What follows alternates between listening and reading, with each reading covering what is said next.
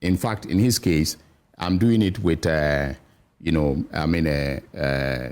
some foreign investigators that are tracking, all the offshore dealings and so on, all right? And then, of course, we are also doing our own investigations here. They are inconclusive as we speak. I mean, we have not, come to any conclusion. So this is different from the SML? It's different, totally different, and potentially mind-blowing, but I that I will not, give any details at this point in time. So I started working with the Americans in respect of Ofori-Atta long before OSP, came up with their announcement. Yeah, I started working with them, and I want Ghanaians to know that he just didn't overstay his visa. The visa was actually revoked. So it's not that Ofori-Atta, overstayed. So in July, the American government revoked, the State Department revoked his visa, all right? And they gave him up to November 29th of 2024 to leave the United States, okay? He did not. And then that is how come that they, decided they were going to, now pursue him, and arrest him. Actually, the arrest was supposed to occur on January 4th, and they did not do so. But on Tuesday, January 6th, they, apprehended him, in the Virginia area and took him into custody. You're saying this is not exactly about immigration? Yes, it's not exactly about immigration. His visa is not actually, his visa is not expired. It expires in February. It was revoked. The visa was revoked. I am telling you this on authority. All right. The last meeting that I had with the American authorities was just 3 days ago. His lawyers say here in Ghana say this is just a standard process. No, it's not. It's not a. They want to give it that a twist, to make it look like there is nothing wrong. But of course, the extradition request that I sent was in respect of the OSP. Yes, the SML matter. Yes, but I have been working with the Americans diligently on him, and the visa was revoked, and that is how come that he lost his immigration status in the United States. Explain to me, visa is revoked on account of you investigating him? Something I wouldn't want to give any details because we speak with in confidence with the Americans, but this is something that I can publicly confirm that a visa was revoked. So in respect of his extradition, are your lawyers in America to assist the state as the Department of Justice? As we understand, there's supposed to be 2 lawyers from your place, 2 lawyers from the OSP or so to go and help the Americans who will prosecute the case in the American courts. Normally, we don't send our lawyers. We are represented because we make the request to the American authorities.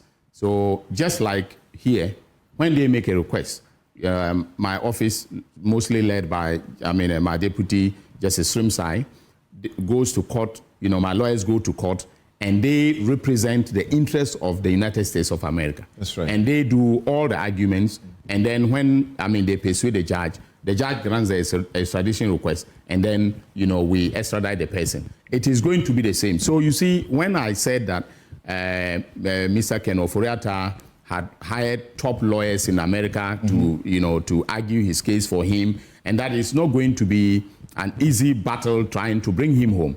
People thought that I was going to the United States to face his lawyers there, and I was afraid. I'm not afraid. Paul Adomochiri did a show here where he said a Stanford lawyer, and you are afraid of lawyers in America. I'm not afraid of them. He's not the only one who was unhappy. No, but nobody ought to be unhappy because John Ashcroft, the former attorney, general of the United States of America, all right, called me and said he was the one representing, Ken Ofori-Atta in the matter. But his concerns, that the reason he called me was for me to assure him that when Ken is returned to Ghana, all right, he will get a fair trial. And I assured him of the fact that under this government, and in accordance with Article 19 of the Constitution, his right to a fair trial is guaranteed. No one is going to, I mean, Ken Ofori-Atta is not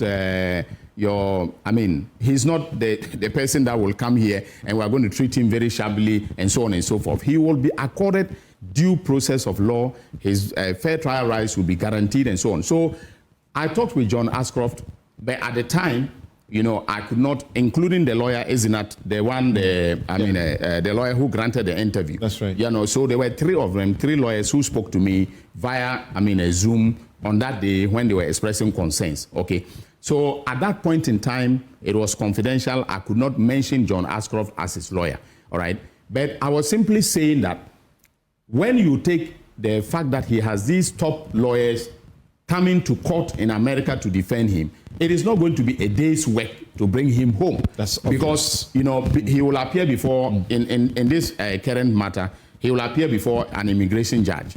All right. On January 20th, he's appearing before an immigration judge. Right. He has a right to appeal that decision to a district court. Right. From the district court, he can go to a circuit court of appeals. Yeah. Then from there to the United States, Supreme Court. That is potentially the legal pathway to, the determination as to whether or not he should be taken from America. Right. If he doesn't self-deport, this is what is going to happen. In the extradition case, again, a district court will hear the proceedings and make a determination as to whether to extradite him.